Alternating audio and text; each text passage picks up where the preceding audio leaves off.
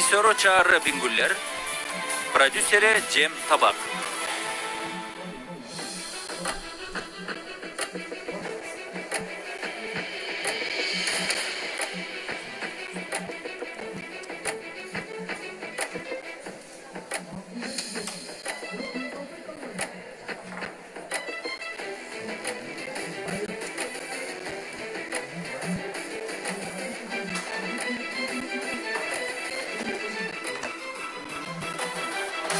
Düğün çeçildi.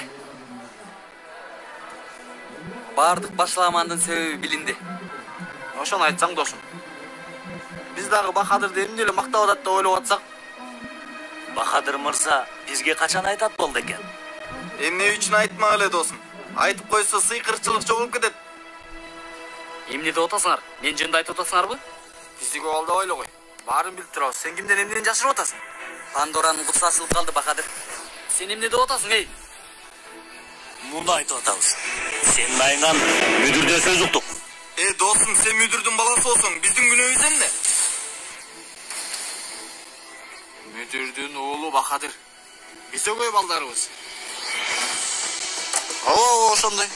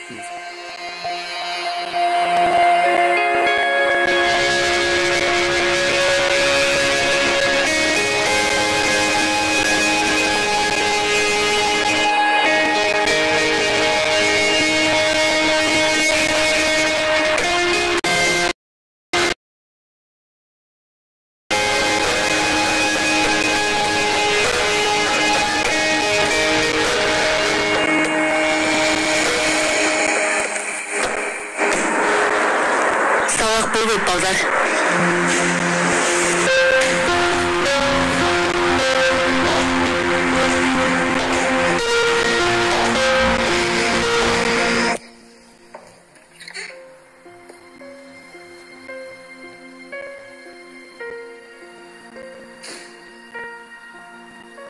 Жакшы мугалим болгонуңузда эле жакшы апат экенсиз. Муну да жеңип кетесиз. Бала тарбиялаш өтө кыйын, агай, өтө кыйын. Кыйын. Мен дагы билем эжей. Жакшы билем.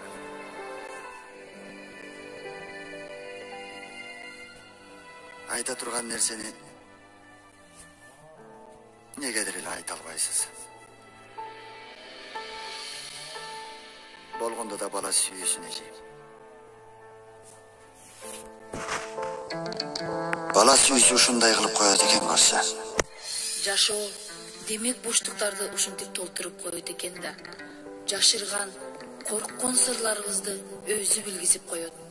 Бирөөлөр келип, калың туруктуу дубалыбызга жөлөнөт. Анан дубалыбыз жыгылат. Аркасында көп жылдан бери жашырган сырларыбыз, өчүбүз, жек көрүүлөрүбүз алдыбызга чыгат. Кийин биздин колубуздан эки нерсе келет. Дубалды кайрадан тургузуу, же болбосо дубалдын калдыктарын тазалап, болгон жаман учурларыбызды унутуу. Азыр коңгуроо шыңгырайт, сабак башталат. Мектепте сабак жашоо, тема сен болосуң.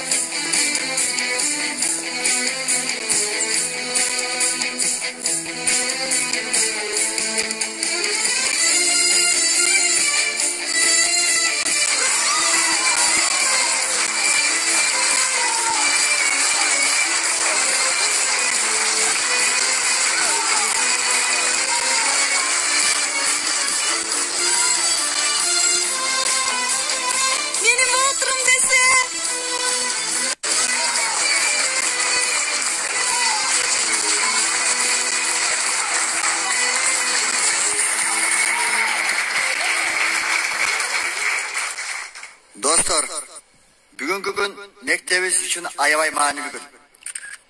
Сыймыгыбыз чоң. Азыр сынакта Түркияда орун алган мектебибиздин кадыр барктуу 5 окуучусуна грамоталарды тапшыруу үчүн сахнага чакырып коелу.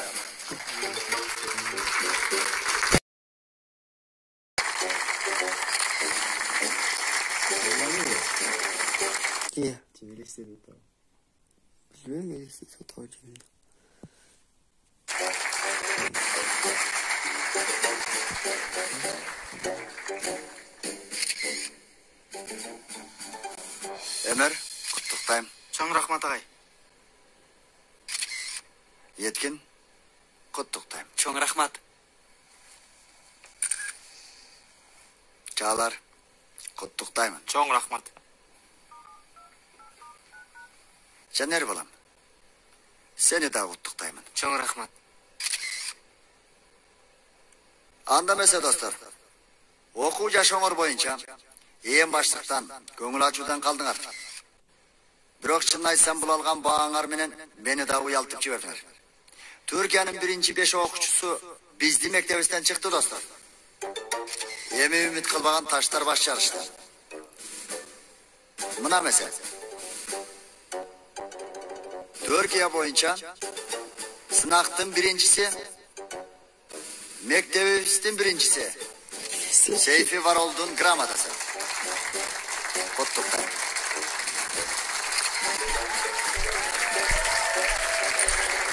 Алдағы қуанышым биз менен бөлүшкүсү келип жаткандар. Кана месе Сейфи, өтү.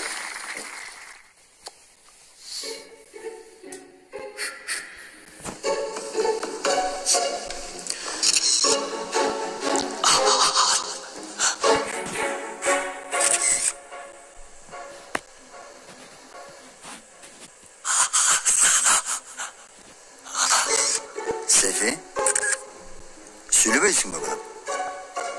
Кайнады бой. Албетте, алган балы көп болгон үчүн толкунданып, сүйлөй албай атат.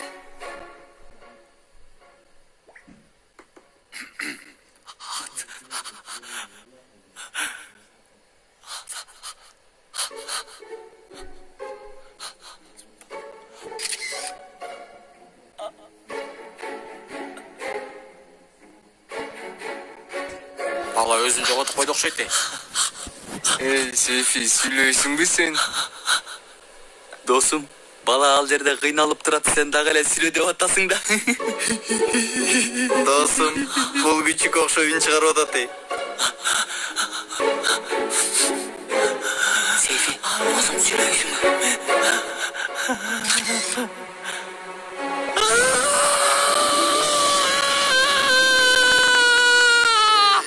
Досум, эмне болуп атат?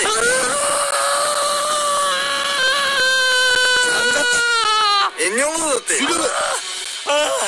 Кудай тобо. Кулагымдын тартылабы жаңып кетейин деди.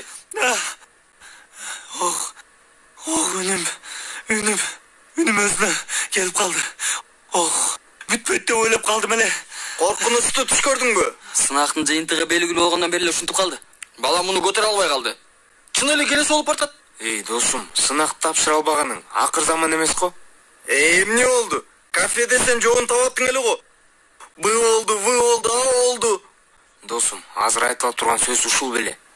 Ансыз да КамАЗ кайгырып атат. Досум, баарына жооп бергем. Чындап жооп бергем, Эң көп математикага үмүттөнүп жаткам. Бирок суроолордун жообун кагазга көчүрүп жатканда ката кетирдим окшойт. Бир ката 1000 жамандык алып келет экен. Мейли. Жүрү мектепке кеттик. Болбойт. Айшегүлгө тапшыра албадым деп айта албайм. Болгондо да Кенен агайга математикадан 0 алганымды кантип айтамын, досум? Сарсан болбой эле кой, досум. Мен айтып коем. Койчу. Балдар, болбогон сөздөрдү сүйлөбөгүлөчү. Баарыңа сынактан өттүңөр. Мен өтпөй калдым. Достор, уккула.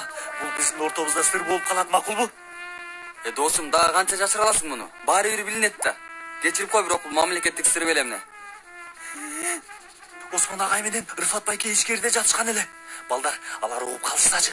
Уушкан болсо бар го, мен өлдүм, күйдүм, Алар качан эле кетишкен бол? Бирок биз да турушубуз керек. Бул кечирип калабыз. Бол, таң атпай башымды ұртпай. Үнім, таң атпай тұрып алып үнім дейді. Ой, Құдайым ұрсын, сені адамдай қылып қайрылды түшіп кетті, өлді. Келіп қалдың ба, Пакизе? Geldim бирок. Ай, бұл емне? Ай, бөбек қой. Құдай өмірін берсін, бирок қачан төріп келдің? Ай, еже, бөбек дей беріп жеңді болып қалдыңыз ғой. Мен мұны қантып тұрайын, бұл менікі емес Ой, қой. мақылай, тамаша қылып атамансызда. Анам бұл қаяқтан пайда болды? Ең мәнілісі, сен емне қып жүресің? Мен кім екенін қайдан білем? Пакизе, жолдан тауып алдың ба емне? Жоқ, кафенің босағасынан тауып алдым. Еже, бөбекті таштап қойшып тұр. Садаң бұл ойын. Шын айтып атасың ба? Сен азыр кинодағыдай бұл алдайды біреу алып келіп, ешіктің алдына таштап қойды деп атасың ба? Қана жатқызшы бұл жерге. Жатқыр. Қана қарашы, жанында бір нәрсе жазу жоқ бекен, я? Девчик, ана. Қантип болбойт, жазусы болуш керек. Жоқ. Мына, бұл жерде белгісі бар, аты мындай деген, еш нәрсе жоқ бекен. Қарасаң жашлы. Жоқ. Қарап көрші жашлы. Бол.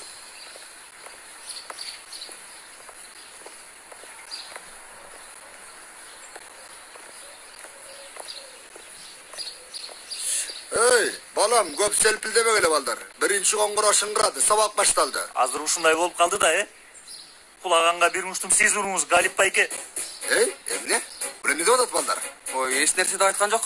Досу сындық менен түштің ортасында ары бері болып атат. Кеттік балдар. Болла.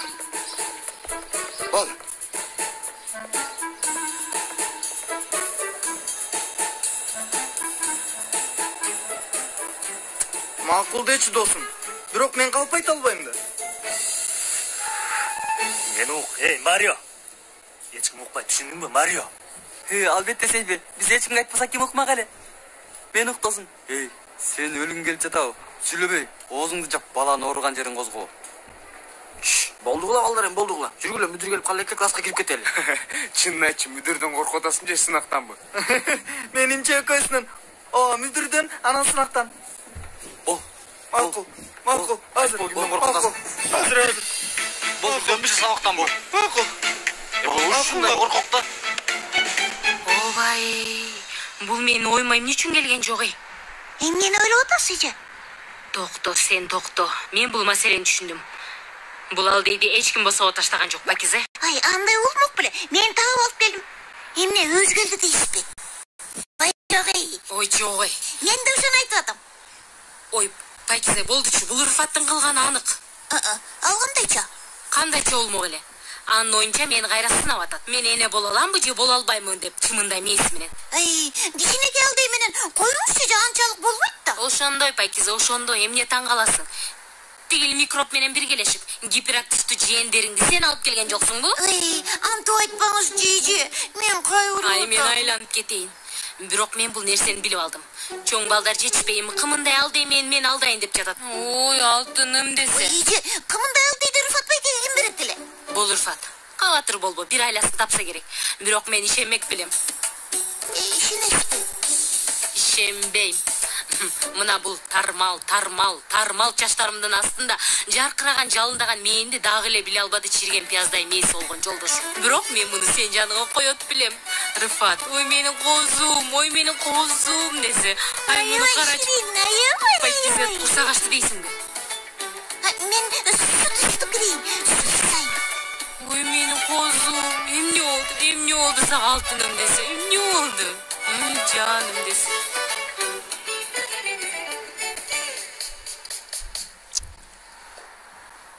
Балдар, тигил үйдө кандай аябай кирекен го. Самын каякта, түш пастасы каякта, эч ким билбейт. Бардык жерги чаң, кадимки окуучулардын үйүндөй эле. Осман агай, үйдөн куулуп карагандай абалга түштүң. Осман агай, мугалимдердин бөлмөсүнө карап сиз таба албай бияка келдим. Таза адам болду болбоду суунун жанында го дедим.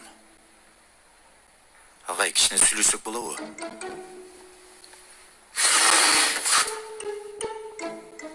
агай, мага капа болгондо өзүңүздү көрсөтүп жатканыңызды билем. Катамды оңдойун агай.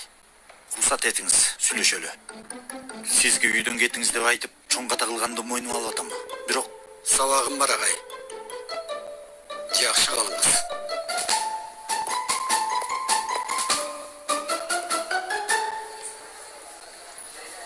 Жанер, биринчи таарынып, кийин эч нерсе айтпай кетип калган сен эмес беле?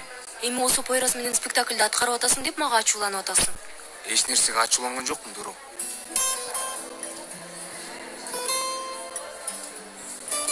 Анда жараштык.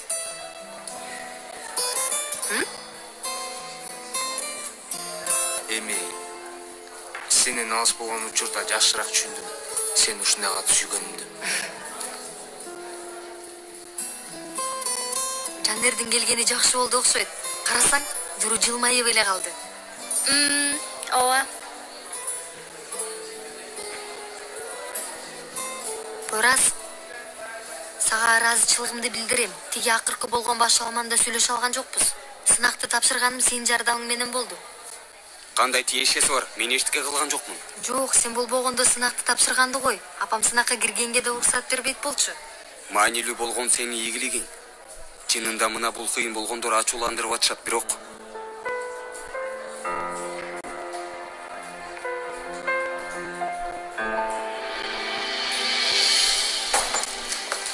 Саламатсыңарбы, балдар?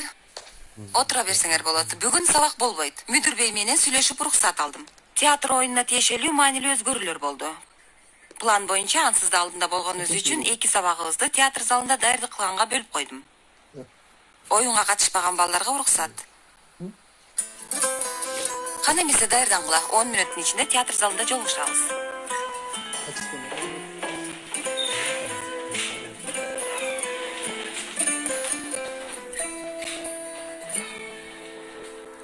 Осмон агай мага ачууланып атат. Туура эмес деп айта албайсың, Митин. Ал сенден жашырып ижара акчасын да төлөп коюптур. Аны сен үйдөн кууп салдың. Ооба, кичине түшүнбөстүктөр болгон эле. Акча жөнүндө сүйлөшкөндө эле эмне мынча ыңгайсыз болосуң, түшүнбөйм. Ыңгайсыз болом, жинденем. Мейли эми. Сен мага бир пикир сунуштачы. Бул кишинин таарынышын кантип жазам? Ага белек алсаң кандай болот? Белек дегенин гүл сыяктуу нерсеби? Токтой тур. Азыр мага гүл албай туруп Осмон агайга белек бербесең, мен капа болом, Митин. Кандайчы сага гүл бербедим, Юксел? Ресторанга барганда мен сага гүл алдым эле. Ал эсептелбейт, Митин. Ой, кайдан билейин эми? Бул эми сен мага пикир ачы. Негизи менин оюма бир нерсе келди. Эмне? Ал эмне жакшы көрөт? Ой, бул сынактан да өттүк. Эми дагы бирөө бар. Эй, Сейфи, буйруса бир университетке өтөбүз, Ооба. Иншалла. Кыздар. Ай, байкуш десе, кийинки жылы тапшырып өтөттүр эми.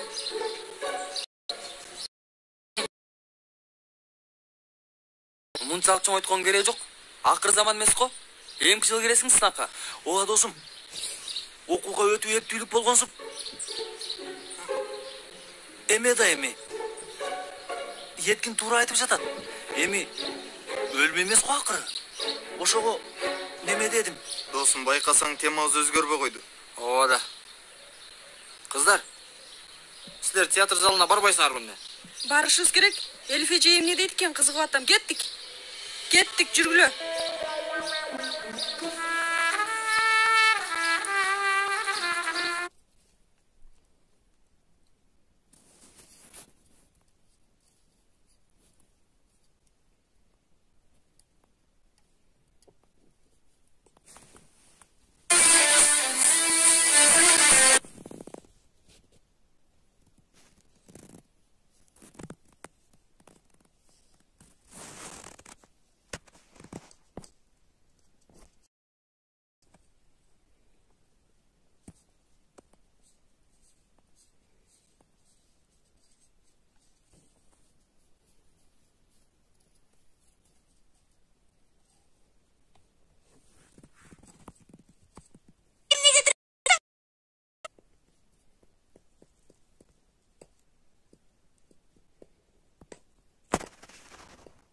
Түштүң.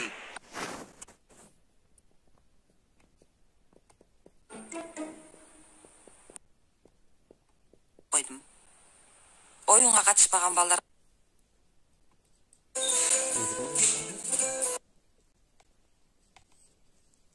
Белектегенің гүл сияқты нерсеби? Токто. Десе, кийинки жылы тапшырып өтөт. Эмес го акыры. Ошого Тиги дур менен бир сахнада ойнойт экен. Жиним келип атат. Кеттик Сейфи. Кеттик. Бол. Чур кеттик. Бол эми. Тур Сейфи. Кеттик. Бол эми Сейфи. Тур. Жүр. Кеттик. Жүр кеттик.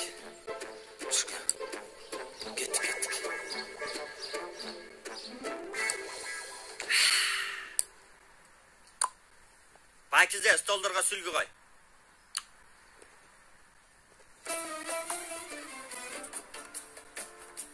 Ой, бул кайдагы көбөк? Билбейсиз да, Рыфат байке? Билбейм. Бул алдайды, мен эшиктин алдынан таап алдым. Билесизби? Койчей. Эмне болду, таң калдыңызбы? Пакиза, бул эмне? Табышмакты сүйлөөчү болду. Албетте таң калдым. Алла, биз эч таң калган жокпуз, Рыфат байке. Эмнегедир эч таң калган жокпуз. Ой, Кудай. Пакиза, жакшы түшүнүктүү сүйлөөчү. Күн чыкты, сенин башың кайра иштебей калды. Эми сен Айнур эжеңдин тарабына өтүп кеттиң эмне? Ал эмне дегениңиз? Кандай эмне дегениңиз ой? Мен сенин 3 гиперактивдүү жээндериңди бул жерге алып келдим го. Ага каршылык катары Айнур бул бөбөктү бул жерге алып келди.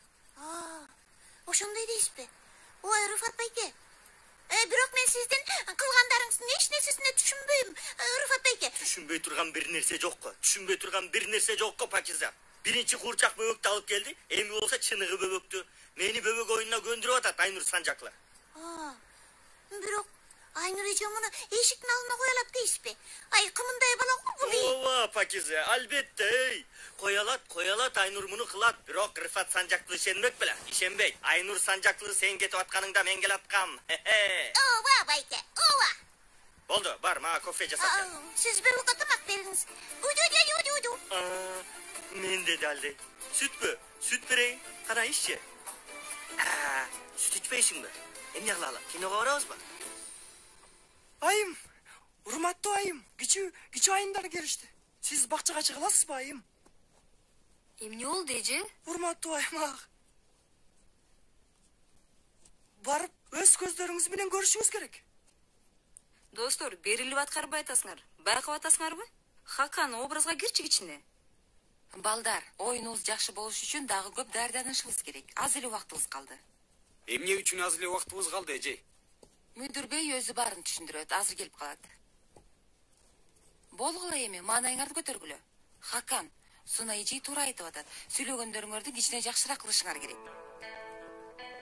Кана эмесе, экинчи сахнага өтөлү анда. Дуру, Пойраз.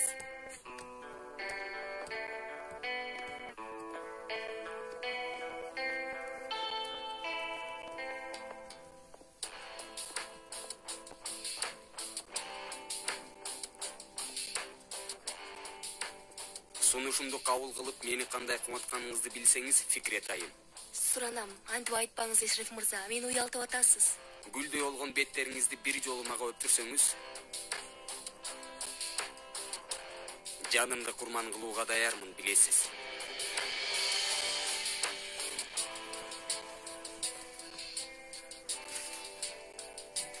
Балдар, карагыла. Балдар, ал кандай жардамчы болуп жатат э? Бала каармандын образына кире албайт экен. Кичи айым деген эмне? Кичи айым эмне? Туура болгону кичүү айым. Кудай атоо. Колуңдан келбесе сахнадан түш иним. Биз эмне кылыш керек? Мен ролимди алганы аз келгенсип, сахнада баарын колдонуп, Дуруга жакын болгонго аракеттенип атат. Мен болсо бул жерде кол бутум байланып жөнөлө турам. Досум, ичим атышып атат. Биз сахнада сонун аткармакпыз. Кыялдарым жок болду. Эч кандай үмүтүм калган жок. Менин көздөрүм караңгылап кетти. Жан, тиги сахнага чыгып өзүбүздү көрсөтүп коелубу? Өдүрөөчү Сайко. Ансыз да мектепте күнөөлүүбүз.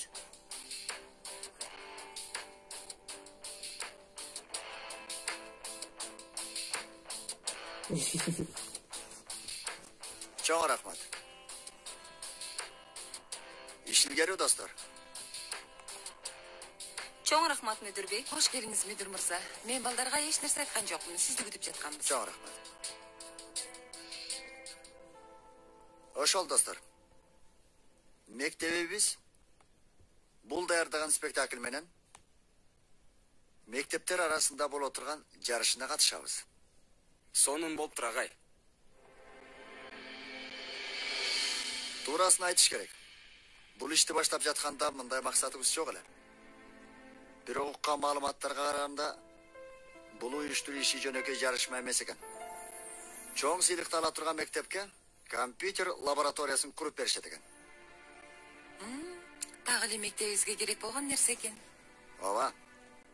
Анан айрыкча спектакльдеги окуучуларга бирден таблет компьютер белек беришет экен. Университет менен мэрия чогуу уюштуруп жатышат достор. Ошондуктан көп көрүүчүлөрдүн алдында аткарасыңар. Кабарды биз дагы кеч уктук. Сынактарыңар башталайын деп калды билем.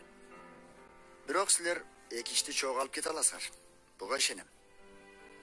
Себеби мыкты окуучуларсыңар.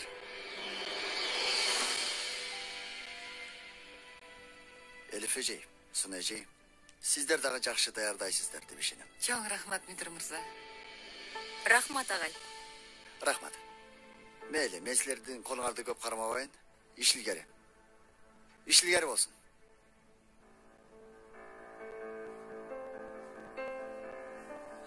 Эмне балдар?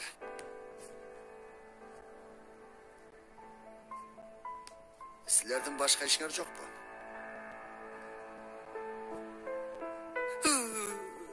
Эми неме агай? Биздин сабагыбыз бош эле. Анан биз досторубузду көрө эледик. Демек сабак окуу деген нерсе оюңарга келген жок.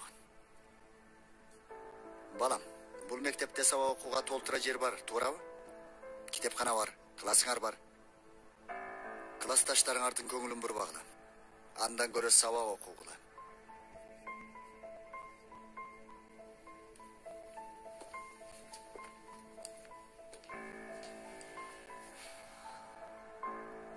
Мынтип окуучуну айдаса болмок беле досум.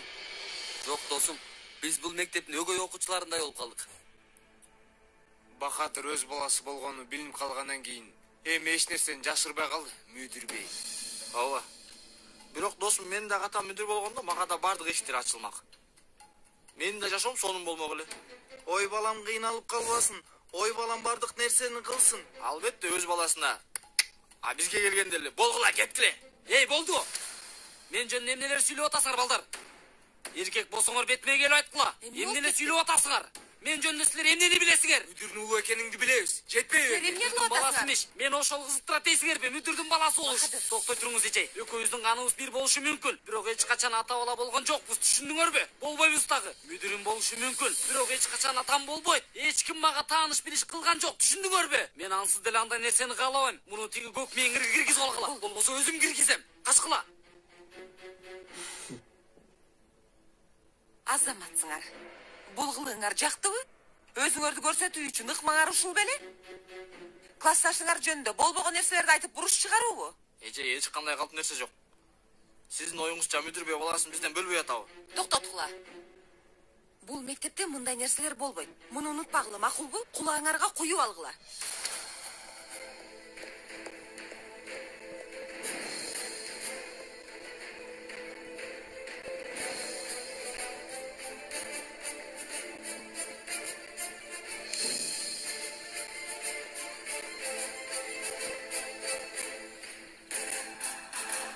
Болду. Биринчи укканымда таң калдым. Ал турсун эмне дешимди да билбей калдым. Бирок сенден угуп. Эй, болду досум, көп кайгыра бербе. Тиги акмактарды ойлоп эле кой. Баскетболдон да спектакльден да айдалгандары үчүн эмнеге асыларын билбей калышты. Эй, досум, алардын эмне дегендери мени кызыктырбайт. Бирок бизди чындап ата баладай көрүп атышат. Ошентип дем алыш күндөрү чогуу туруп эс алып күрөшөт деп атышат. Пикникке барып атабыз, топ ойноп атабыз деп ойлоп атышат. Ооба, атам мени жакшы көрөт. Аябай мээримдүү. Ушинтип ойлогондору мага жакпайт. Кээде билесиңби? Ага болгон жек көрүүмдө минтип кыйкыргым ке.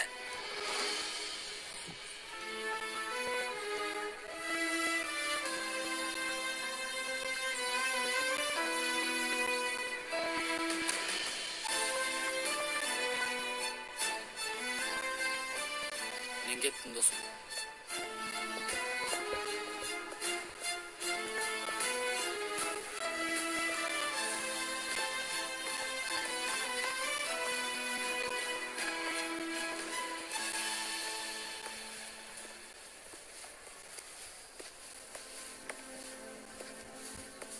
Эй, балдар. Көп нерсе колубуздан учуп атат. Бул жарышууга катышыш керек, балдар. Бүт мектепке ким экенибизди көрсөтүш үчүн жакшы мүмкүнчүлүк. Минтип алайып карабагылачы. Оңой эле жеңилбегенибизди көрсөтүп коелу. Ооба. Бирок кантип? Эми сынактарды эптеп тапшырабыз. Бул нерседен шек санаган барбы? Жок. Ал жагы сөзсүз. Ооба. Мурунку сынактан өтө албай, бул мектепте эми кыла турган эч кандай ишим калган жок, досум. Бул мектепти бүтүрөсүң, Камаз. Аны ойлонбой эле кой. Спектакль сөзсүз болушу керек. Кантип кылабыз досум? Биз дагы даярданып жарышмага катышабыз, Өмер. Ой, негизи бар го. Тиги компьютерлерди алып мүдүрдүн столуна уруш керек. Кандай сон болмогой? Ал үчүн биринчи жарышмада жеңишибиз керек, досум. Кааласак биз аны кылабыз, чагалар. Баарыбыз жакын арада даярданып, тигил балдарга атандаш аябай сонун спектакль даярдай алабыз. Макулсуңар, балдар, а? Камаз. Макул, макул. Мына ушундай да досум. Ой, бар болсун достуктун күчү. Менин айтасың досторум. Арстандарым. Досторум. Туура айтасың. Туура. Болдугула. Балдарды театр залында көргөн жоксуң, Кенан. Мушташып кете жаздашты. Бул Бахадыр маселесин каяктан билип алышыптыр? Билбейм. Анын үстүнө биз деле жаңы укпадыкпы? Бирок Бахадырга асылгандары такыр жакшы болгон жок. Мына кара, мүдүр мырзанын четтетүү чечимине каршы балдар коргоо механизмин табышыптыр. Болбойт. Баары бир туура эмес кылып атышат. Мейли, бирок мен ушул үчүн айтып жатам. Мүдүр мырзанын четтетүү чечими туура эмес деп айтам. Эми балдарды эки топко бөлүп жатат. Бирок мындай кылгандары да болбойт да. Жок, эми эмне болот? Балдар эми спектакльден четтетилгенден кийин барып сабак окушат беле. Койгулачы, айланып кетейин. Кечирип кой. Бирок бул Салих бей окуучунун психологиясын түшүнбөйт экен. Сен дагы бир аз этият болушуң керек, Кенан. Эмнеге? Мүдүр мырзанын бөлмөсүндө болгондорду айтып бердиң. Баласына айырмачылык көрсөтүп атат деп күнөөлөдүң. Бул дагы туура эмес.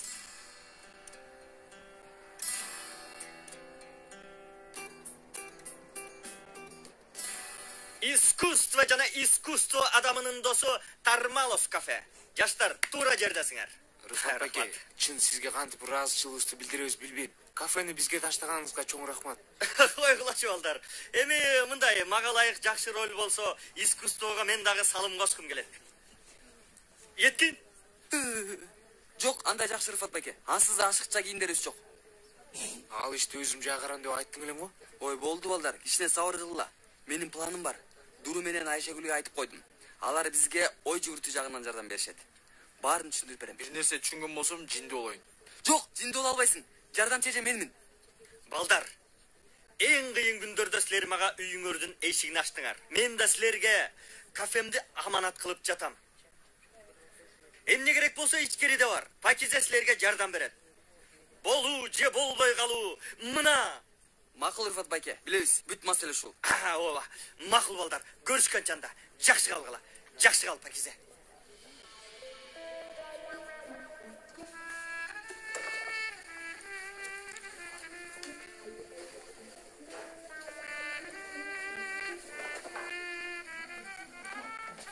Камаз, параларыңды өчүрүп четке чыгып калыптырсың. Тынччылыкпы досум? Ооба да досум.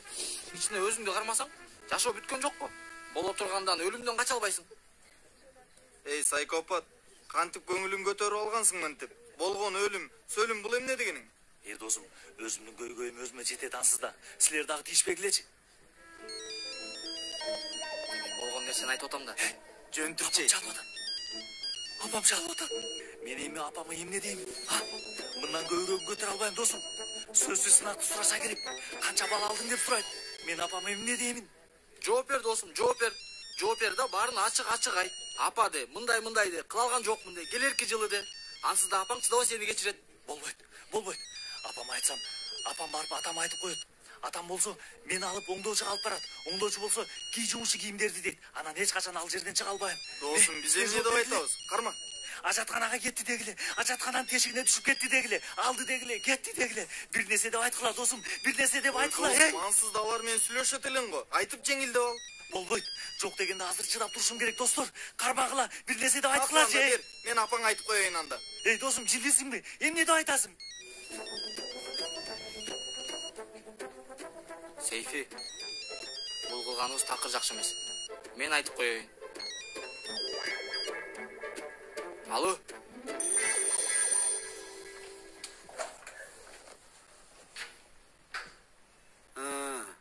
Коңгура шыңгырады балдар келди деп ойладым.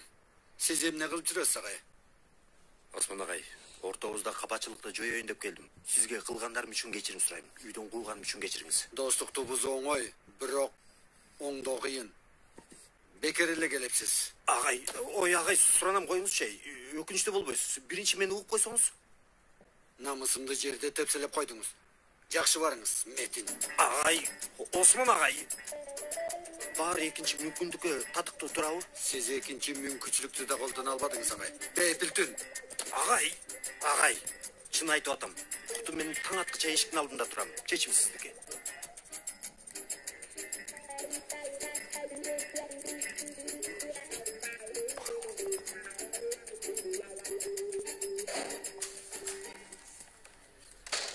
Биз келдик. Ха, кыздар, айткандарымды алып келдиңерби? Эткени алып келдик. Бирок Кудайдан корксоң, булар силерге эмне үчүн керек? Чындап эле, буларды силер эмне кыласыңар? Түшүнгөн жокмун. Сонун. Чын эле сонун. Так мен каалагандай. Эткен, сен өзүнчө учуп кеттиң го. Досум, булар кайсы ишибизге жарайт? Еткен продакшн тартуулайт. Жашыл сарайдын махабаттары. Пай. 2 грамм ээси бар эле. Ал дагы жок болду. Жетет Эткен, орой болуп калды. Достор, мен башымды жооткон жокмун, түшүндүңөрбү? Эми балдар, баарыбыз мүдүрдүн анан мугалимдердин маңдайында бузулган абийирибизди оңдош үчүн бул жарышка катышып атабызбы? Ооба. Анда жасалма спектакль даярдап жатсак, кийимдерибизден баштап аткарганыбызга чейин баардык нерсе укмуш болуш керек.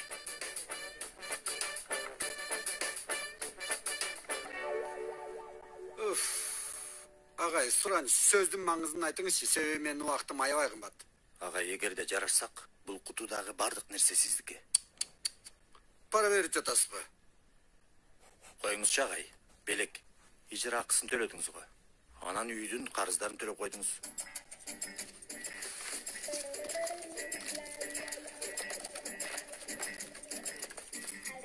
Бул колумдагы нерсе майлуу жерлердин эч нерсесин калтырбайт.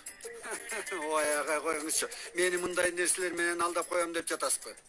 Эми сиз кое туруңуз агай. Сөзүмдү бөлбөңүз. Бүттүбү? Бүтпөдү. Бул колумда көргөнүңүздөй глицерин менен суюксамын, ичинде болгон нымдандыруу нерселердин жардамы менен жарылган нерселерди жок кылат. Манго ароматы. Манго. Бүттүбү? Бүтпөдү агай. Бүт элек. Бул колумда көргөнүңүздөй полду тазалоочу буркураткан гүл жыттар менен үйгө жаздын жытын берет. Бүттүбү? Бүт элек. Бул колумда көргөнүңүздөй... Агай, мени көндүрүп алдыңыз. Мени жакшы билесиз да. Кудайга шүгүр агай. Чын өзүмдү сизге карыздай сезип жаткам. Yükselici mага таарында. Сизди үйдөн кууп салган үчүн. Кеттик агай. Ансыз да буюмдарым босогон, жанда даяр. Дароо кеттик. 3-4 күндөн бери үйдө меселем. Эми баардык жерди кир басып кетсе керек. Баардык жер кир болсо керек. Болмуз кеттик. Менин чемодандарды алып аласызбы? Кудай ата. Жетет жеткен. Жинде болуп калдың эмне? Досторум, суранам мага ишенгиле. Чында аябай сонун болот. Биринчи болобуз, ана мектептин сыймыгы болобуз. Такыр туура эмес, достор. Менимче дагы. Анан аял ролдору дагы бар. Аларды ким аткарат? Мен такыр аткарбайм. Мен дагы аткарбайм, досум. Негизи эми биз аткарабыз дейт элек, бирок Мүдүрбей ансыз да ачылуу. Өзүбүздү отко түртүп алабыз. Эми кааласаңар аткарабыз, бирок болбойт кыздар. Биздин ишибиз башкача. Биз эч кимден жардам сурабай, бир нерсе кыла алганыбызды далилдейбиз.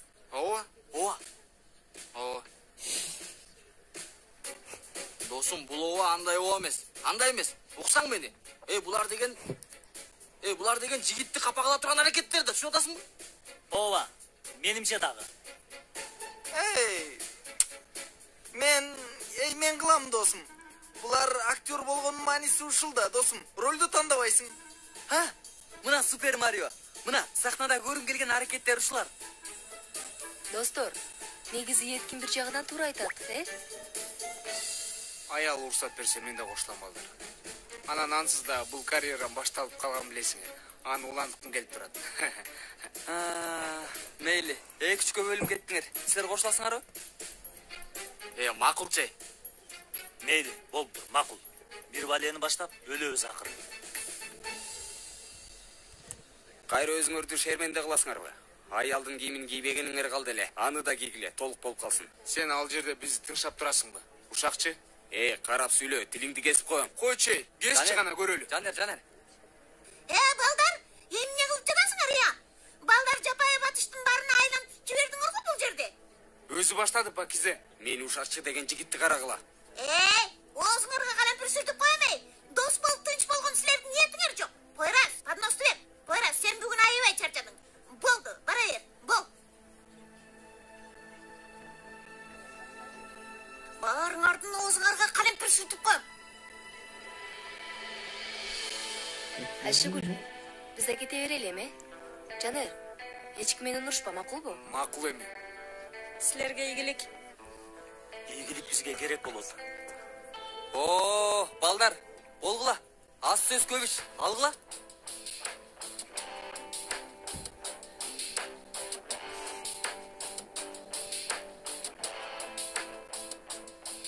Досум, ушундай топу болмок беле. Үстүнө топу деп жазып коюпсуң. Топу да. Сен биринчи өзүңдүкүн карачы. Топу деген кызыл болот, досум. Аябай жаман болду. Топу деп коюпсуң, дос. Болбойбу? Айнур, бул каяктан чыкты эми? Лотереядан. Кайсы лотерея? Улуттук рыфат лотереясынан. Өзүнчө мага апа боло албайсың деп далилдейт экен. Таап алыптыр, ким билет каяктан алган. Айнур, бул кым далилдей го? Рыфат каяктан таап алат мындай алдейди. Эми бул бөбөктүн апасы ким, атасы ким? Жезде мени күлдүрбөңүзчү, Кудай үчүн. Рыфат үчүн бул нерсе оп-оңой эле иш. Мындай иштердин канчасын кылды дейсиз? Билбейсизби Рыфатты кандай экен? Бирок бул алдый апасынын жанында болуш керек. Аябай сонун экен, ата? Чын эле аябай сүйкүмдүү.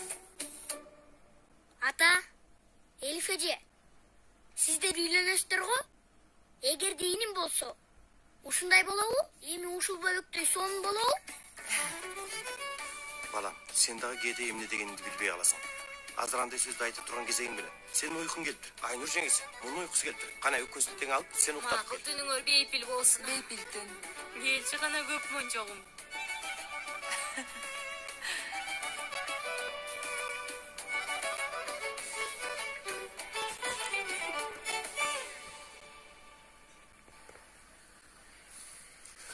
Досум, кара, бир жабам азыр. Жер сүлгүнү кийме чачты берип койдуң. Ой, шерменде болобуз, досум.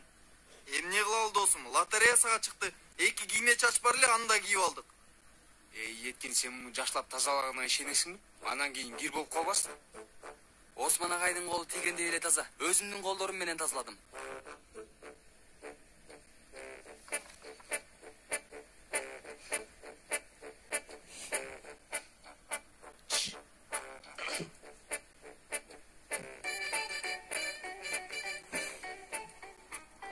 Сага дагы жарашып эле калды. Сайкопаң. Сен азыр бир урам дейсиң, анан көрөсүң. Ансыз да жиндерип атам. Тарт колуңду.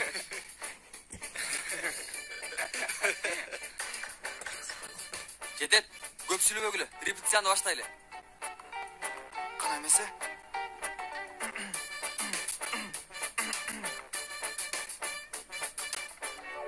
Эмне дейин дедиң эле? Кенан, менин атакем Стамбулга келатат. Келсин. Эмне? Стамбулга келатпырбы? Калатыр болорумду билем. Бирок ал дагы сен менен тез арада таанышкысы келип атат. Биз дагы жакын арада бара албайбыз да. Түшүндүм. Качан? Балким эртең же бүгүн келет. Эмне дейсиң? Мейли, келе турган болсо, эми келсин. Төрүбүздө орду бар деген маанинде. Мейли, мен айткандарымды оңдой албайм. Кенан, Бирок атам менен жолукканда кийимиңе, кебетиңе аябай этият болушуң керек. Элиф, жаш балабызбы? Эми атамдын маңдайына джинс шым футболка кийип барбайбыз да. Эми ал жагы анык дейчи. Бирок атам үчүн биринчи көрүнүш маанилүү. Эми кандай башталса ошондой болот. Түшүндүм. Мен айтып коеюн дедим.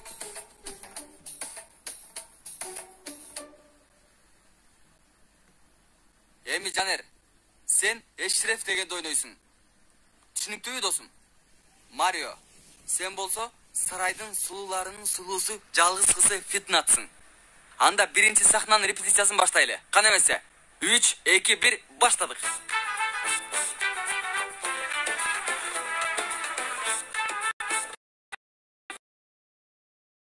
Карма деди. Досум, маңдайыңда жалгыз сүйгөнүң Фитнат турат. Бул ал менен жолуга алган кубанычтуу учур. Ага сүйүү менен, махабат менен карайсың, макулу? Кана, кайрадан баштайбыз. 3, 2, 1, баштадык.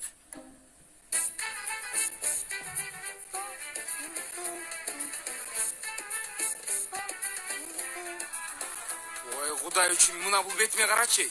Кайсы сүйүү, кайсы махабат жөнүндө айтып атасың? Сүйүүдөн да махабаттан да көңүлүм калды. Чын айтып атам. Ой досум, кээде бар го аябай корс болуп каласың. Менин да намысым бар. Сен эмне? Мен эмнени жактырган жоксуң? Ух, досум, болду, созбогула. Ансыз да маанайым жок. Баштасаңар баштагылачы. Болду, камазды жиндендирбегиле. Болду.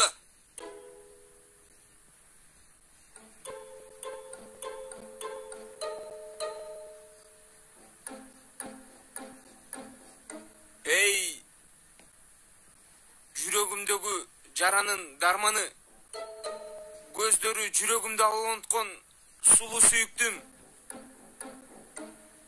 Сиз жок болгондо өзүмдү алаланган отко таштагандай боло берем. Эй, жашообуздун көркү. Махабатыбыз. Досум, эмнеге күлүп атасыңар?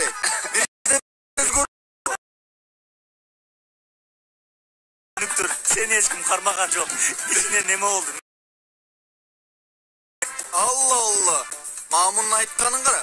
Араб жардамчынын кийими менен маңдайымда таң калып, толкунданча да чынын айтсам. Досум, мен жакшы эле образга кирдим. Күрмөмдү да кийдим. Силерден да ушундайды күтөм. Сен болсо колуңду карма. Мына искусство менен актерлордун досу Пакиза чайларыңарды алып келди. Ара керек болсо, мен дагы Руфат байке дейле жакшы аткарамам. Мына, мисалы. Эй! Ойлон келимде өлмөсү. Неме? Ромео! Ийгиликсиз сүйлөмө. Кандай? Болдубу? Көп апыртып жатасың, Пакиза. Табигый болгонго аракеттенебиз. Сен бул багыттын жолдошу эмессиң, Пакиза. Болгон жок, Пакиза. Болгон жок. Сен неме?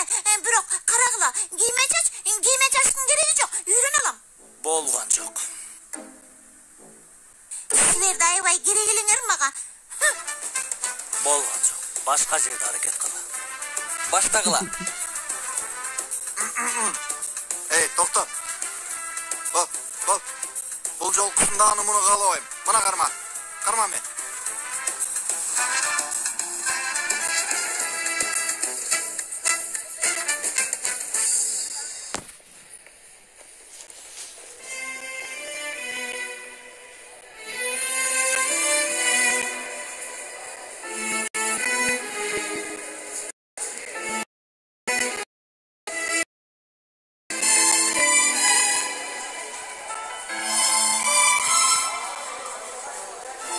Бахадыр.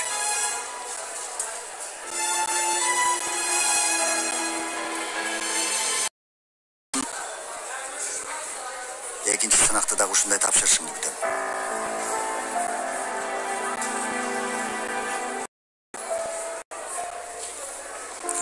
Спектакль даярдыктары кандай болуп атат?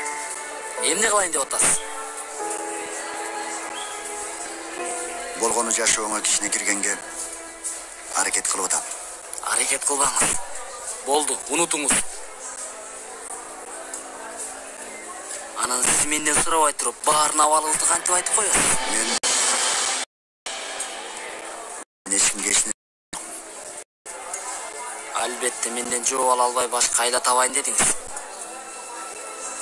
Ой кандай айтканбыз. Бири-бирибизге аралашпай. Кайдан пайда боло калды? Аталык сезимиңиз. Бакадыр, уулум. Жок, андай эмес. Мен болгону сиздин окуучуңуз. Адамдар атам болгонуңузду билгендери болгону сиз. Ошол эле.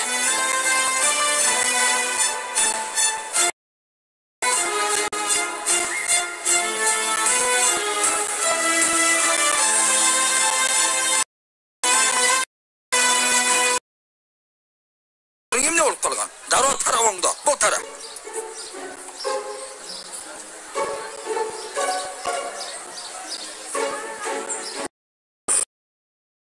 Оңда мына ул галстугуңду. Галстугуң бир жакта, көйнөгүң бир жакта, эч тартип, адеп деген калбаптыр да. Кана болгула, сабакка киргиле. Сен турбайсың ба? Тезинен өчүр. Бул эмне дегендик я? Кир сабакка.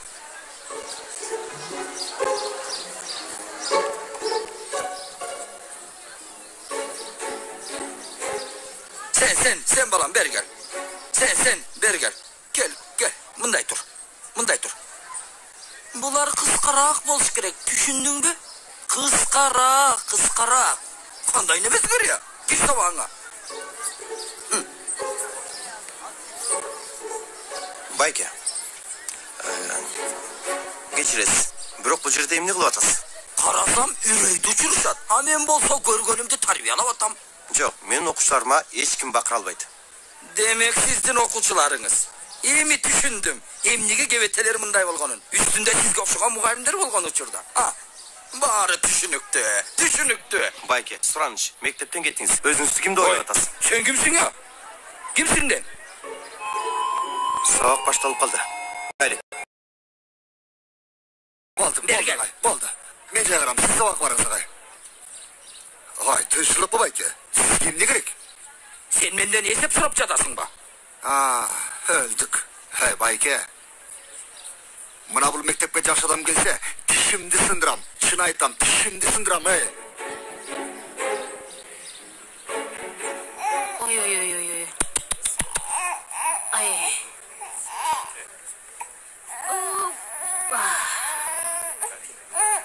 Келчи гана. Мен алтыным. Кел. Келчи гана. Опа. Апай, бул да келесендеби? Эмне кылмакмын, Рыфат? Бул эмне сага буюм биле алмаштырып койгондой. Кудай туу. Созуп жибердиң козум. Бул бөбөктү жиберчи апасына, барсын. Сен мени шылдыңдап жатасыңбы я? Ансыз да үйгө келбей атасың, баланы да карабай атасың. Колума карматып кетип калдың. Тармалым, менин бул шайтанга эч кандай тиешем жок. Мен дагы ишенип алдым. Келе соомунда ишенчек жиндимин да сага дароо ишенип алдым. Ой, Тармалым, алдаба. Рыфат, мен дагы көп жинме тийбе. Ансыз да жиним төбөмдө. Таң атканча ыйлап уктабады. Бір. Анан сен муну көрүп, эне болуудан баш тарттың, туурабы? Жок, мырза, баш тартпадым. Эч ким мени бул нерседен баш тарттыра албайт, уктуңбу? Жылба ордуңдан. Каяка козум?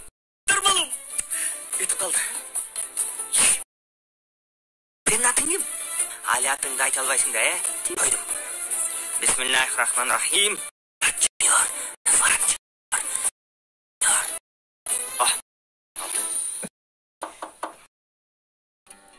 Ооба, чакырган мырзам.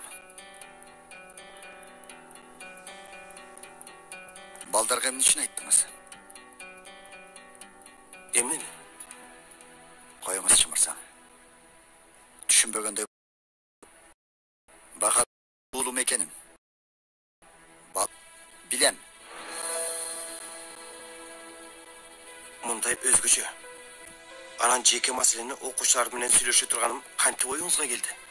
Кенен мырзам, жок дегенде мойнуңуз кааласы деп ойлогом. Бирок карасам, сизден чындыкты күтүү болбойт экен. Кенен мырза, мени ата катары, мүдүр катарда кандай кыйын акыбалга койгонуңузду сезип атасызбы? Мындай нерсени кылган жокмун деп айта алам. Кылбаган кааласаңыз Бахадыр менен сүйлөшөм. Жоğum alğanınız için uşunday avalga geldik. Мont. Эмне дегениңиз, агай? Түшүнбөй калган сыбагыл. Агай. Негизи биз мүдүр бей менен сүйлөшкөн аргамыз. Андан кийин сиздин сүйлөгөнүздү угуп ичине кире албай койдук. Анан биздин эшик тыңшадыңар. Агай, андай эмес болчу. Бир учурда коркуштан болуп калдык. Бирок жинеңерди алып туруп Бахадырдан чыгарганга аракет кылбагыла. Университетте студент болом деп. Акылдуу эстүү болгула. Ал жакта бул жакта уруш чыгар.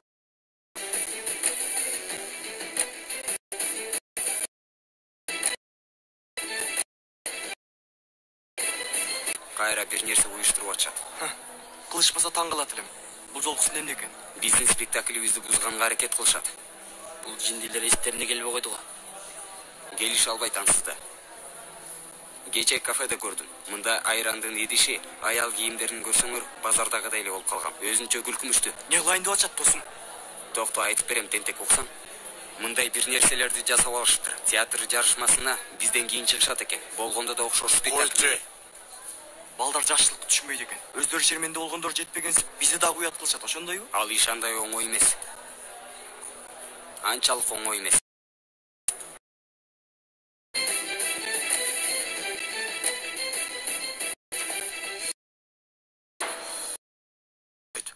Токтой турчу, тынчтан. Айтчы, эмне болду? Ой, эртең окуучуларга кыйкым.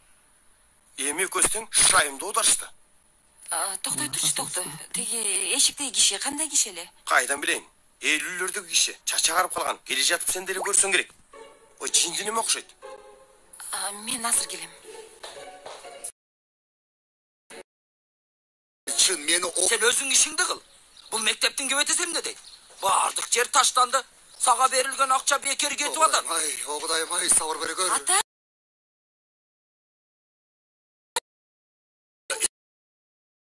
Бар. Мектепте тартип салайын дегем. Жаман ба эмне? Тартип жок бул жерде, тартип. Анан сен дагы кош келиңиз деген ордуна сурак алдың. Кош келиңиз, ата. Мына, достор, баарыңарды куттуктаймын. Биринчи сынакта бүттү. Эми мындан кийинки кадам аябай маанилүү. Ооба. Сейфи, ал карап алам. Кайсы Түркиянын эң алдыңкы университетте өтүп карагыла. Ошол алдыбызда ушул жактарда жашоого киресиңер, туурабы?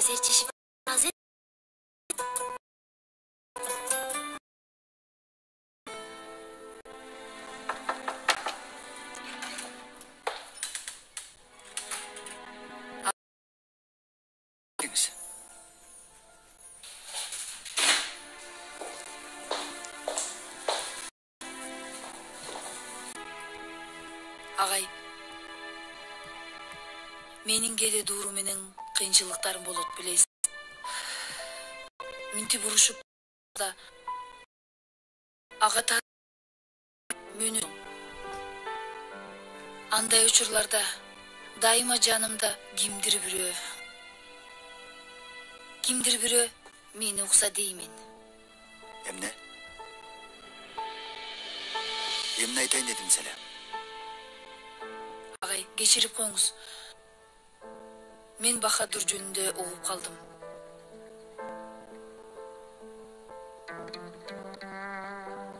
Эми болчумун. Бирок күнгөз келсе, мен дайыма бул жердин аз кийин.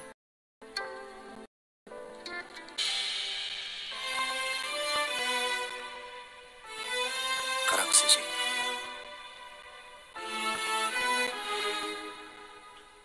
Бул жанымдагы бала Бахадыр. Аябай сонун бала экен. Бахадыр кичине кезинде бир ката калган эле эжей. Бирок кийин чоң катаны мен жасадым. Ал жаш бала болчу. Мен болса чоң.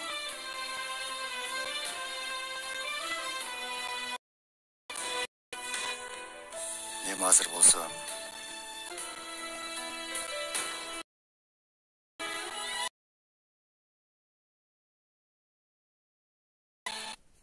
Достор, Элиф эжейдин өздүк жумуштары болгон үчүн бүгүн биз менен болбойт. Бирок Берин эжеңер бүгүн силерди көргөнү келди.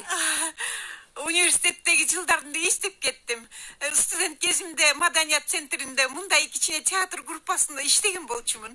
Аябай толкунданып кеттим. Мен ушу жерде болдум. Сүйүктүү. Кайгырба, эч ким ажырата албайт.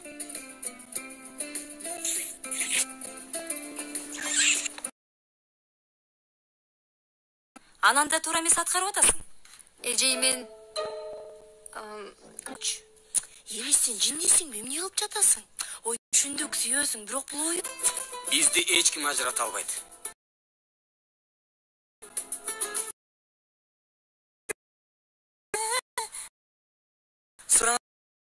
Макулду? Мен атамдын жини жаман. Келсе бул жерди өрттөп салат. Сиз бирөө келип калса, ышкырып кой. Окей? Дедим. Менимче Фитнат кичинекей кыз.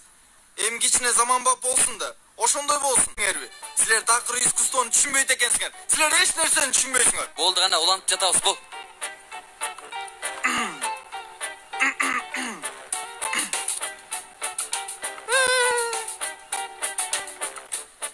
Кайгырба, Фырат. Жок, Дижле. Фу десе, досун Фитнат дей, Фитнат. Башынан баштап айтам.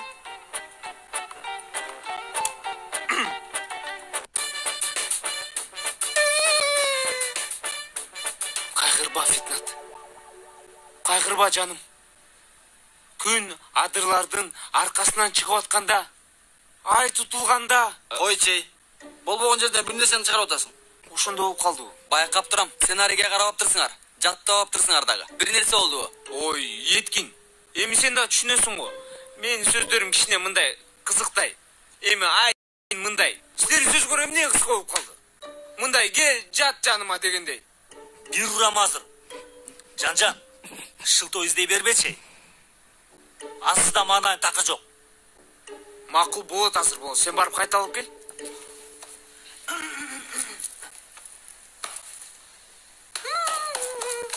Кайгырба, Фитнат. Кайгырба, жаным. Жүрөкөбүз мындай сейилдеп келели. Анан таптаза абага чыгып дем алып келебиз. Болбойт жатат, болбойт. Карма муну. Сен болсо муну карма. Каякта жүрөсүң? Жол. Тиги бүгүн мектепте сен урушуп кеткен киши бар эле го. Тиги уят. Менин атам болчу. Азыр деле атам. Анан эмне үчүн айтпай атасың? Мына ошондуктан айта албайтам. Жаным, мына ошол үчүн өзүңдү кечиртишиң керек. Эмне кылалы? Гүлдү сүйгөн тикерегине да чыдайт. Атаке?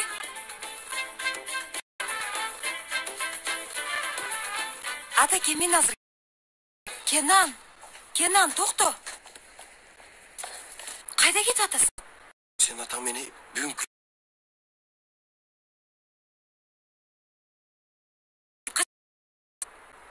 болсо да таанышканыңды күтөм. Болгону ушул.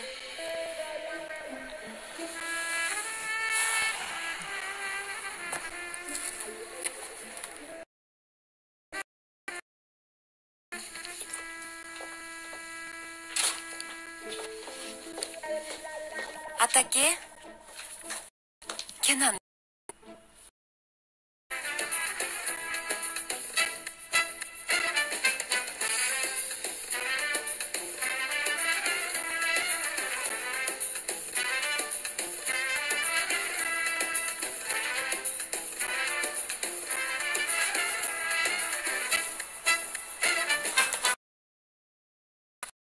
Жакшы.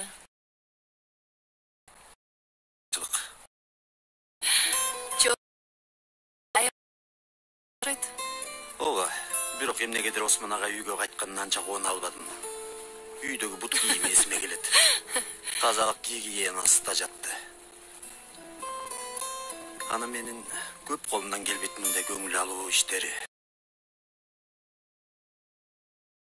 Жакшы кыласың.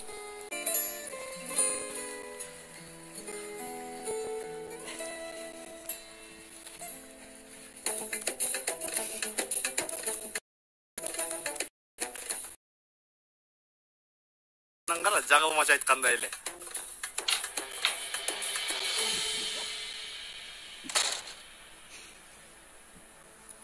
Vay. Ой, biz sizlerdi erkek ballar деп ойлоп атканбыз. Жаңылышыптырбыз. Бул жерде эмне кылып жүрөсүңөр? Өтүп барат диye кетели дедик. Кеч болду. Эми кыздай түрүңөр менен бир нерсе болбосун дедик. Коргона албайсыңар. Эгерде силерди коргоо керек болсо, келесо. Менин көп синиме тийбей көрсөтүп коем сага.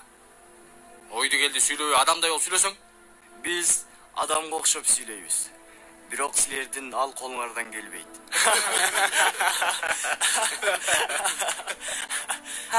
Уят эле го сыранам жигиттер. Аябай уят эле го достор. Силер эмне кылып жатасыңар? Достор, тим койгулачы буларды. Казан аякка аралашкан аялдар менен ызылдашып отурабызбы?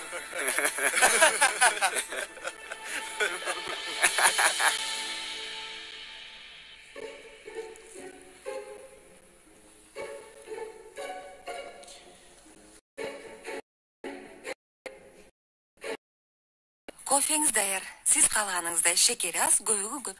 Чоң рахмат кызым. Аш болсын. Ал қойжан. Атаке, кофесін беріп атам. Мына кекенан.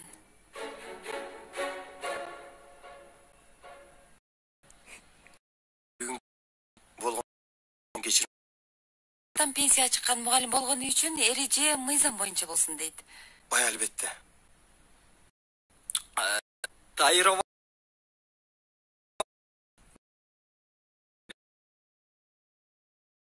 Ошондой ма таке? Жоқ, олутты элемин. Али кечти эле эмес кызым.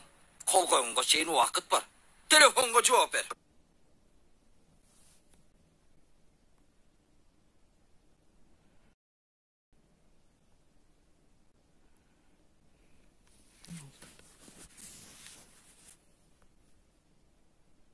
Рыза мырза, эмне деп атасың? Чалсам эле не хат болсо да болуп калат. Укпай жатасыңбы? Сенин кулактарың укпайт окшойт. Менин дагы сабырымдын чеги бар. Макул, Кенан. Карасаң, мен ортодо калдым окшойт. Суранам кереги жок, болду. Бар болбойлу, укпайт. Кулактары да өлүптүр. Ой, мунун болбойт, бул киши болбойт. Мага караңыз. Мен бул жерге сиздин урушуңузду уккана келген жокмун. Эшик тигине. Ата. Чыдабайм мындай. Сен эмне деп атасың? Чыдабайм, судабайм. Мен жиниме тийбе, чыгып кет. Ата. Кенан, жаным, сен акырын бара бер каласаң. Болбосо бул жерде азыр баары өлөт. Эмне акырын? Кетем Элиф. Азыр дароо кетем бул жерде. Кел.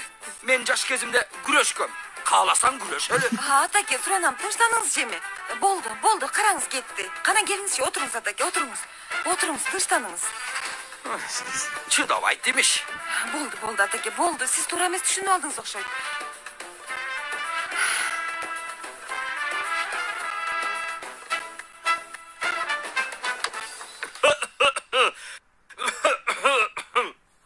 Ханым, сен үйдүн жолун таап алат белең. Чын, Тармалым. Мен сага дагы эле таарынып атам. Мен үйдөн кууганың кече эле болгондо эсимде. Эмне болду? Кетип жатканда маанайың укмуш эле, эч нерсени тоготпой жаткан элең. Тармалым, бирок алдайды мынтип кармаса болбойт да, баланы кулатып аласың. Сен көтөр анда. Мен тамагын алып келейин, курсак ачты. Кел берим. Аябай сонун экен. Билесизби, мен аябай жакшы көрүп калдым. Чын, Юсуф. Мен де жакшы көрүп калдым. Бирок жеңиңе жакшы көргөнүмдү такыр айтпа, макулбу? Садагың болоюн, карасаң, беттерин.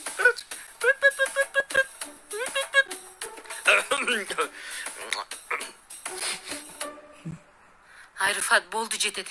Экөөбүздүн арабызда болбогон эле капачылыктын айынан кымындай бөбөк кыйналып жатат. Анан канча күндөн бери апасынан алыс кайгырып атат. Мен да ошону айтып атам, Тармалым. Бул жолку планың ишке жараган жок. Тиги жакта туруп бөбөктү эркелеткениңди уктум. Чын айтам, бул абалга эч кандай тиешем жок. Чын элеби? Ой, эмнеге калп айтайын? Ана мындай уюнга эмне үчүн кымындай баланы аралаштырат элең? Мен жинди белем. Тармалым, бул окуяга менин дагы тиешем жок. Биз эмне кылдык?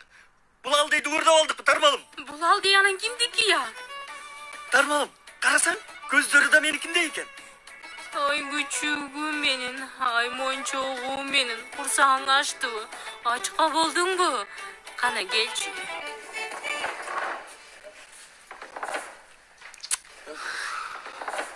Досым, бұл киімдер менен қимылдаған қиын екен.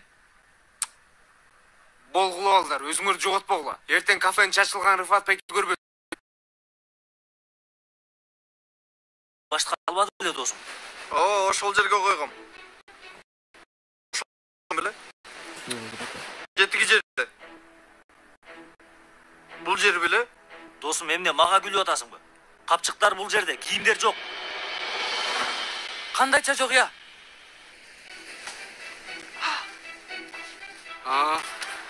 Шын эле жоқ екен, балдар. Телефон менен қапчықтар бұл жерде. Оға да. Ошолор эле кылышты.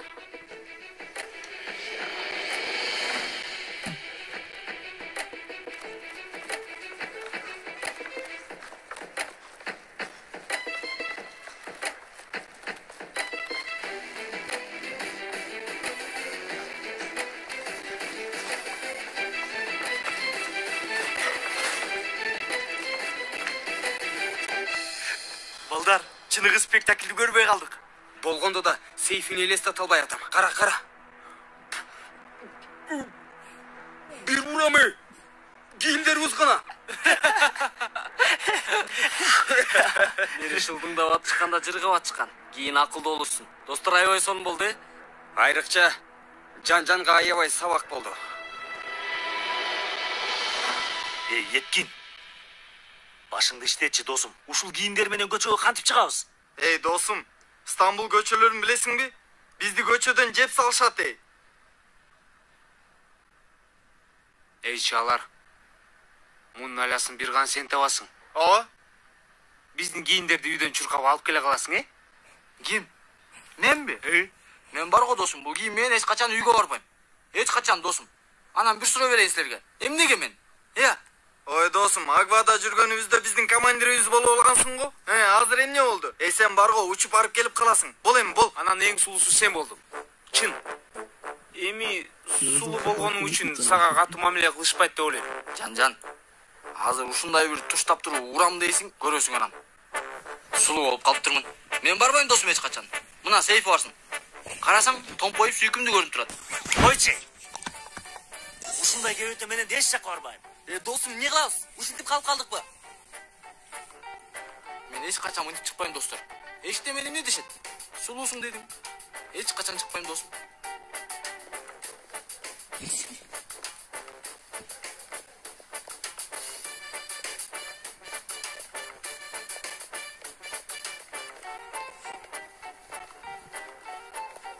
Досым, кичине батыраак басалчы.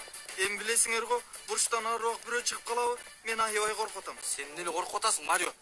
Эмне кылалы, досум? Юбка менен ушунда бат-бат басат экенсиң. Досым, жок дегенде жакшы жагын карачы. Астыдан соно шамал кирип жатат. Силер дагы жакшырасыңар. Мен эмне кылайын? Бети көзүм капкара.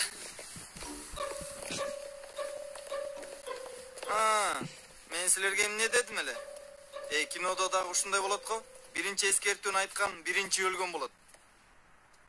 Мынтип чекеден. Уяты жок. Ичине. Качты.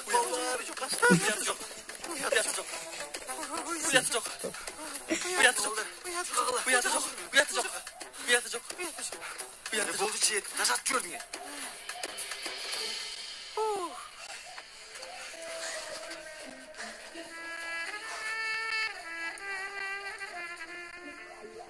Эми бул жерге келгенибиз аябай жакшы болду. Чындап эле, сонун болду.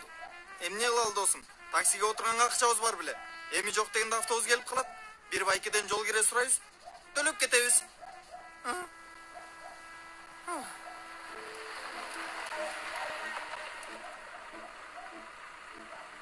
Койгулачы. Достор, баргыла ишиңерди кылгыла түн ичинде, Кичине сейилдеп келбейли, эжеке. Бара турган жериңе таштап коебуз. Эжеке? Сен кимди эжеке деп атасың? Сен али эжени көргөн Эжеке деп атасың. Эжени көргөн акмак. Эжеке фото акмактар десе. Келесиң. Эжеке булардар, айбандар десе. Каяка жоголуп кетишти бизден түн сулуулар. Ким билет, кайсы жерде чыракты акыркы жолу өчүрүштү экен. Эмне жөнүндө айтып жатасыңар? Пойрас, чын эле жанерлер гана. Силер дагы урушуп кеттиңерби? Жок, биз эмне үчүн урушабы? эми силер өлдүңөр. Бул кылганыңар эшектин да оюна келбейт. Достор, кечинде кылган шермендээлигиңерди көрдүк. Эскертип коелу дедик. Мындай түрдө жарышмага катышып мейте өзүнүн атын булгап алат, түшүндүңөрбү? Кана тарагыл азыр. Карачы, мүдүрдүн хазадасы менен жардамчыларына. Мүдүргө ишенип өзүнчө кыйын болуп калсыңар го.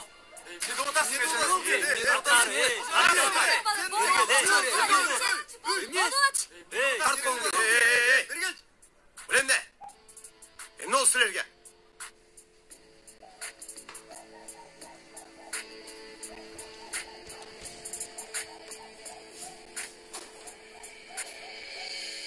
Эмне болду балдар силерге? Биз эмне деп сүйлөштүк эле?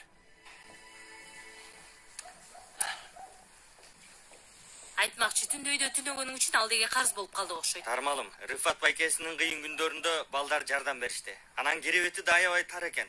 Жанер да келип калды. Кууп салыштыбы? Үйдөрү тар экен Тармалым. Мери, сен аны муну кой дагы, бул алдай кимдин баласы ошону таба алгандан көрө. Полицияга баралыбы? Рыфат, бизди полиция баланы урдадыңар деп жүрбөсүн. Кайдагы уурлук Тармалым. Кечинде оозунан чыгып кетти. Өбөктү сен алып келбесең, мен да алып келген жокмун. Анда бирөө алып келип таштап кетти. Рыфат байке, сыртта тиги биздин камерабыз бар эле го, коопсуздук камерасы. Ошону карасакчы. Ой, Тармалым, мен дайым айтам, бул кыздын жердин түбүндө дагы 1,5 метри бар. Азаматсың, Пакиза, камераны күйгүз. Эмнени талашып атасыңар? Агай, биз эч нерсени талашкан жокпуз. Булардын маселеси бар окшойт. Агай, биз алардан жакшыраак болорубузду билип туруп ичтери күйүп атышат. Жигиттер, мүдүр бей силерди спектакльга катышпайсыңар деди го. Мени укла. Биринчиден сабакта болгонуңарды унутпагыла. Мындай бири-бириңер менен айтышканыңарды каалабайм. Эми силерди угатам. Жанер.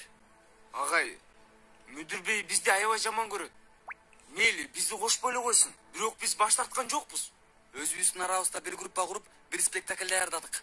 Агай, көрсөңүз, сизге да аябай жагат. Агай, чын эле, Оскар ала тургандай даярдандык. Алар жаман деп айткан жокпуз. Бирок бизге да мүмкүнчүлүк беришсин. Агай, ана мүдүр бей менен сүйлөшүп көрүңүзчү. Агай, менимче дагы. Буларды көргөндөн кийин ансыз да чечим кабыл алуу кыйын болбойт. Андай болсо көрөлү. Макул. Эми китебиңерди ачкыла. Сабакты болсо бөлдүңөр.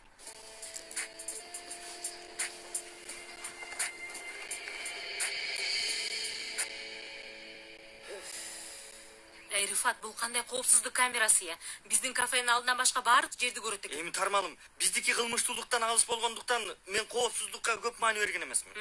Көрүнүп турат. Тармалым, бизде маанилүү кылмыш боло элек да. Менимче, бакчага мындай система коюп коюш азырынча боло элек. Анан дагы Рыфат, болду сүйлөбөй, Кудай үчүн башым шишип кетти, бош эле нерсени карай бер. Рыфат байке, кичине башына жылдырсаңыз, тиги жерден бир аял өттү. Колунда биздин алдай бар болчу. Ай, чын эле биздин алдай го. Келатат. Кара, кантип таштап койду, көрдүңбү? Уяты жок. Ай, кетип калды. Жүзүңүз чачкан нур, көздөрүңүздөгү жалын, анан тиги алмада болгон орусуңузду көргөндө өзүмдү өзүм жоготуп коем.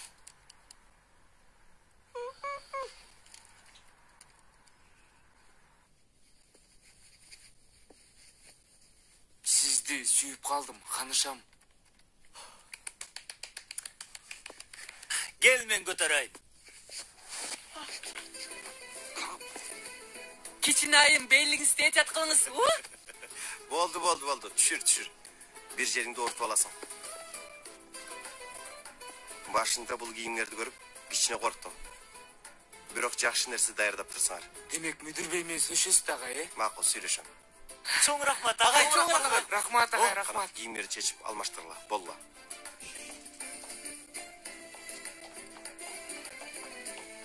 Кенан, Сен билең. бул жерде эмне болуп атат? Биздин балдар спектаклдин башкы вариантын даярдашыптыр. Ошону көрдүм. Сени издеп аткам. Бул жерде экениңди айтышканда эле бир нерсе кылып атканыңды түшүнгөм. Мени тааныбаганыңызды айтасың да. Тааныйм. Бирок Буга мүдүр мырза аябай ачууланат, билип кой.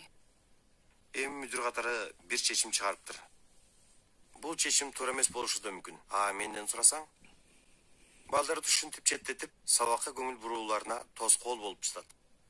Макул дечи. Бирок эрежеге баш ийбесең башыңа бале болот, Кенан. Эмне болуп атат? Же сиздин ийгириңизге атаандаш боло турганыбыздан коркуп жатасызбы? Атаандаш болоюн деп жатабызбы? Балдарыма менин ишеничим чексиз. Бирок сага бир нерсе болот деп коркуп атам. Коркпо, өзүм жай карам. Сен мени эмне үчүн издедиң эле? Атам менен да жакшы болгон жок. Болгонду дагы эч. Кечирип койчу, Кенан. Чындап эле мындай болорун билген эмесмин. Кечирим сурай турган абал эмес. Мени жактырбашым мүмкүн, бирок сени аябай жакшы көргөнү анык. Макул, муну дагы мойнума алам. Мүдүр мырза анан атаң менен мамилем жакшы эмес. Бирок маанилүү болгону экөөбүздүн мамилебиз жакшы. Албетте. Анда эч кандай маселе жок.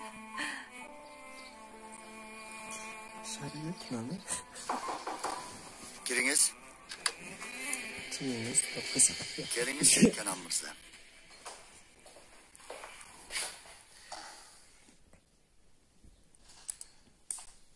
Жанерлер бир спектакль даярдашыптыр. Ошол жөнүндө сүйлөшкөнү келдиңиз, туурабы? Ооба. Көргөнүңүздөй эле мырзам, мүдүр катары кээ бир нерселерди билип турам. Мен көрдүм. Менин оюмча жакшы эле.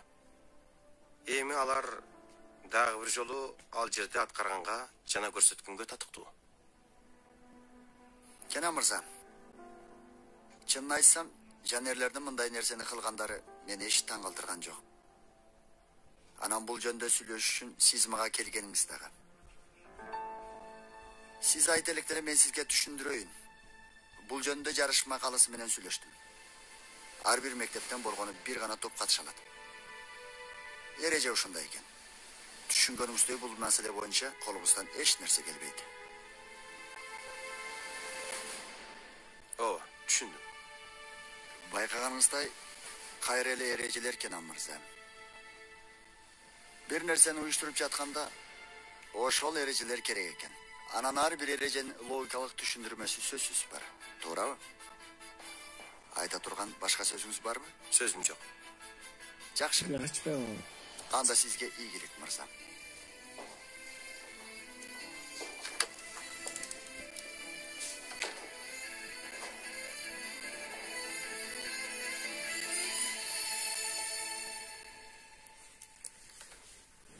Чын мен такыр түшүнбөй атам.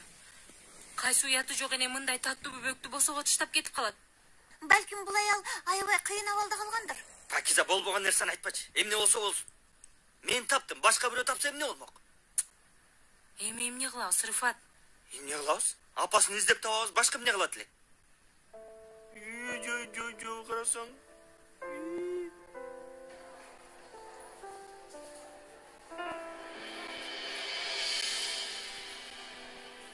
Балдар. Мүдүрбей аткарбайсыңар деп айтты. Бирок мен бир айласын табам. Атыбыз чыгып калды, агай. Эмне кылсак, мүдүрбей уруксат бербейт го. Кандай эмгек берип даярданганыңарды көрдүм. Жок дегенде эмгегиңер текке кетпесин деп аракеттенем. Дагы жакшы, сынагыңар жакшы өттү. Баарыңар өттүңөр. Болбосо мүдүрбейдин колу күчтүүрөөк болуп калат эле. Кана болду, классыңарга киргиле. Бол. Кеттик.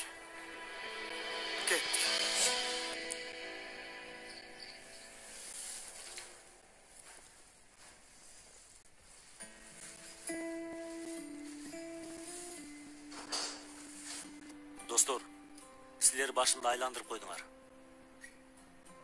Маанайың көтөрүлөт дедиңер. Кел башыңды сергитесиң дедиңер. Бирок болбой жатат, болгон жок. Ой, болду Сейфи, туура айтып атасың. Бирок акыр заман эмес го. Досум. Алмаштырып алыптырсың, ката болуп калыптыр. Досум, мынчалык кайгырбачы. Кара сен акылдуу боласың. Болбосо келерки жыл тапшырасың, анан өтөсүң. Анан алдыбызда дагы бир сынак бар. Аны тапшыра ала турганыбыз анык эмес. Утулуп